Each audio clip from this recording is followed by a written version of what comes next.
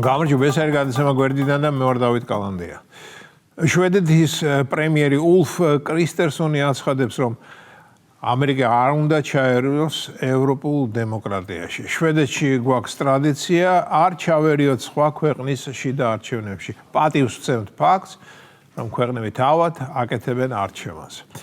ძალიან საინტერესოა და ალბათ რომ მეკითხა ჰერ ულფ და რა სიტყვით იმის თაობაზე, რომ თქვენ ასე უხეშად ერევით დამოუკიდებელი ქვეყნის საქართველოს შიდა პოლიტიკურ ცხოვრებაში.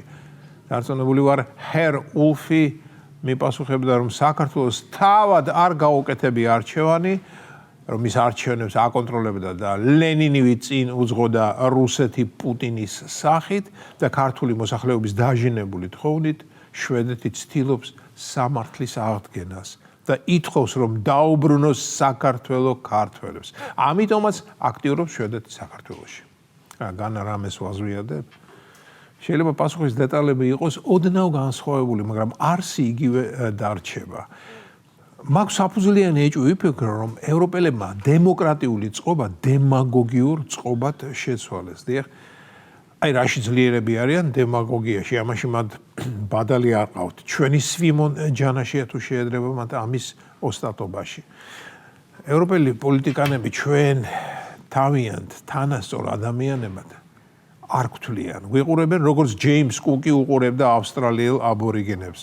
და აბორიგენებმა შეჭამეს ჯეიმს კუკი. პეტერ ფიშერი რომ არის გერმანიის ელჩი საქართველოში. აი მგონი ყველაზე ოდიოზური ფიგურა ელჩებს შორის.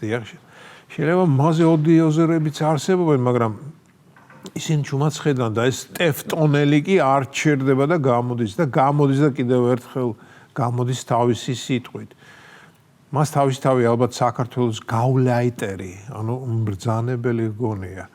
ამას წინათ ხომ გახსოვთ რა იკადრა საქართველოს პარლამენტის თავმჯდომარეს, რომელსაც ფიშერი როგორც ეტყობა არ თვლის პარლამენტის თავმჯდომარედ, რადგან მხოლოდ გვარით მოიხსენიებს და არა ისე როგორც ამას დიპლომატიური ეტიკეტი ითვალისწინებს. ხო და ფიშერმა ჩვენს რომელიღაც ავგულს საინფორმაციო არხთან ინტერვიუში განაცხადა, რომ თურმე პაპუაშვილი თავისი ცხოვრების საკმაოდ დიდი პერიოდის მანძილზე გერმანულ ანაზღაურებაზე იყო. პაპუაშვილი გერმანიაში 4 წლის განმავლობაში გერმანიის ხელისუფლების სტიპენდიით სწავლობდა, შემდეგ კი 17 წელი გაატარა გერმანიის განვითარების თანამშრომლობის ტექნიკური იმპლემენტაციის სააგენტოსთან, რომლის პროექტები ასევე გერმანიის მიერაა დაფინანსებული. კი ბატონო, სრულიად შესაძლებელია რომ ასეც ყოფილიყო, მაგრამ მე რას უნდა ნიშნავდეს ეს? იმას უნდა ნიშნავდეს, რომ ამიერიდან პაპუაშვილი გერმანიის ყურმოჭრილი მონა უნდა ყოფილიყო? ესე იგი ეს უცხოელები, როდესაც საქართველოში რაიმე პროექტს აფინანსებენ, როგორც უკვე გაირკვა, ამას უანგაროდ არ აკეთებენ. დასწრებული ვარ, როდესაც ჩავე პაპუაშვილი აირჩიეს პარლამენტის თავმჯდომარედ, პეტერ ფიშერი ალბათ სიამოვნებისგან ხელებს ისრეს და ფიქრობდნენ, რომ აი ჩვენ გამოვზარდეთ და ახლა ყველაფერი ისე იქნება, როგორც ვოტანს დაუბარებიაო. და ხომ წარმოგიდგენიათ მისი გაოცება ასე რომ არ მოხდა.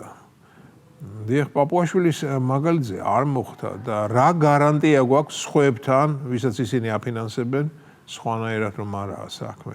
სხვადასხვა ის ტიპი სადაა ერთი კვირა ცალფეხზე რომ უნდა ვიხტუნოთ ევროპა ამას თუ გვიბრძანებს. ჯერ კიდევ ხტის ცალფეხზე? ყველაზე ცუდი კი ისაა, მეგობრებო, რომ აი იმ ჩვენს ცალფეხზე მოხტუნავე სრულიად არ აწუხებს ის ფაქტი, რომ უცხოელი მას უყურებს როგორც ჯარისკაცი ბაღლინჯოს. ამდა უფრო ლამაზად ვიტყვი, როგორც ლენინი ბურჟუაზიას. მეგობრებო, ძალიან გამიხარდა დებატების ფორმატი, რომ გაჩნდა ჩვენს ტელეეთერებში. მე მიყვარს თრილერის ჟანრი და ამიტომაც სიამოვნებით ვუყურებ დებატებს და მე რამდენად მივდივარ იმ დასკვნამდე, რომ 2012 წელს სწორი არჩევანი გავაკეთე, რომ სწორი ციფრი შემოვხაზე და დღესაც ასე თუ ისე იმ ძალას ვემხრობი, ვინც მთავრობაშია.